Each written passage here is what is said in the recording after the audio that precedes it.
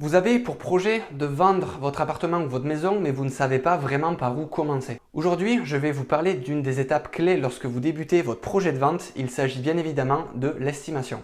Dans cet épisode, je vais donc vous expliquer et vous détailler les 5 principaux facteurs qui vont avoir une influence sur le prix final de votre bien immobilier. C'est parti!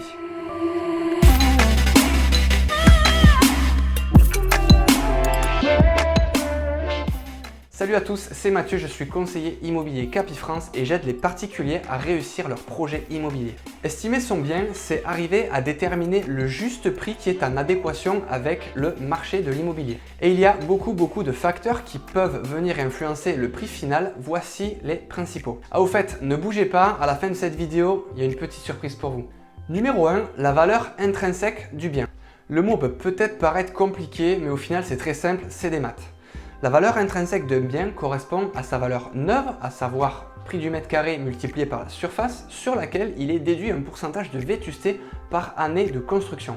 Par exemple, la valeur intrinsèque d'un appartement construit dans un immeuble des années 60 sera bien évidemment moins élevée que la valeur de ce même appartement construit dans une résidence récente au même endroit. La valeur intrinsèque ne dépend donc pas de la loi de l'offre et de la demande, ni de la localisation du logement.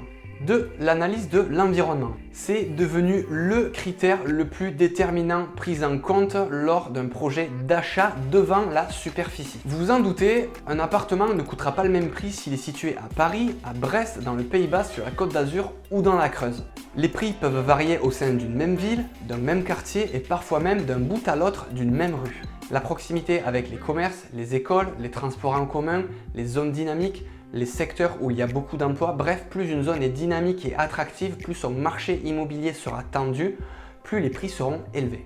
3. L'analyse des biens comparables vendus. Une analyse des biens vendus peut être accessible sur des sites comme impôts.gouv où vous trouverez les actes notariats des 6 dernières années. Un excellent moyen de connaître quel type d'appartement a été vendu, où, quand et surtout à quel prix. Moi, quand j'estime un bien, que ce soit un appartement ou une maison, c'est vraiment le premier site vers lequel je me tourne pour aller à la pêche aux infos. C'est simple, c'est gratuit, c'est plutôt efficace, franchement je vous le recommande. 4. L'analyse des biens comparables à la vente. C'est maintenant au tour de la concurrence d'influencer le prix de votre bien immobilier. Comme sur tout type de marché, automobile, textile, alimentation, il y a souvent des produits similaires à la vente au même moment et au même endroit. Plus il y a de biens comparables aux vôtres disponibles à la vente, plus son prix va baisser. Au contraire, si vous avez un bien rare avec peu de concurrence, son prix pourra être plus élevé. Par exemple, un appartement disposant d'un jardin se trouvant au centre-ville ou alors un appartement disposant d'une terrasse au dernier étage d'une résidence se vendra évidemment plus cher. Plus le bien est rare, plus son prix sera élevé, c'est logique, c'est le principe de la rareté.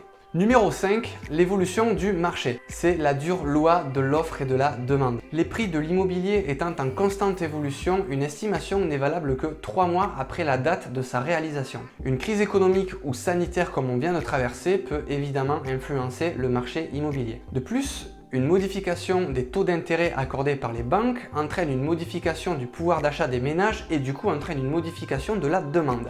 C'est l'effet boule de neige. Voici les 5 principaux facteurs sur lesquels s'appuie une estimation. Alors vous pouvez très bien faire estimer votre bien en ligne. Il y a des sites plus ou moins précis, chaque réseau d'agence propose le sien. Moi perso j'utilise Dreamkey, c'est simple, rapide et efficace. Vous pouvez aussi utiliser Se Loger et Meilleurs Agents. Moi ce que je vous conseille c'est d'en essayer plusieurs, d'en ressortir une moyenne et vous aurez une idée encore plus précise. Ah non, le mieux et surtout le plus fiable c'est de faire appel à un professionnel. Et oui, seul lui a les outils, les méthodes et surtout la légitimité nécessaire afin de vous proposer un prix en adéquation avec le marché. Il aura surtout accès à des informations dont vous ne disposez pas. Les sites en ligne, c'est bien, ça vous permet d'avoir une fourchette basse et une fourchette haute sur laquelle vous allez pouvoir vous appuyer, mais cela ne remplacera jamais l'expertise du professionnel qui viendra bien souvent opérer des ajustements qui modifieront votre prix de vente à la hausse comme à la baisse, mais toujours dans un seul but, coller au plus près du prix du marché de l'immobilier. C'est l'heure de la petite surprise, je vous ai pas oublié, je vous ai mis à disposition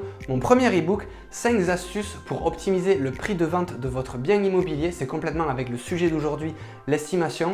Les liens sont dans la bio. Ça y est, j'espère que vous êtes davantage armés pour débuter votre projet de vente. En tout cas, si vous avez des questions ou des sujets sur lesquels vous voulez que je réponde, n'hésitez pas à me les mettre en commentaire. Vous pouvez aussi partager ou vous abonner à ma chaîne YouTube afin de ne rien rater. Maintenant, je vous dis à très vite. Ciao!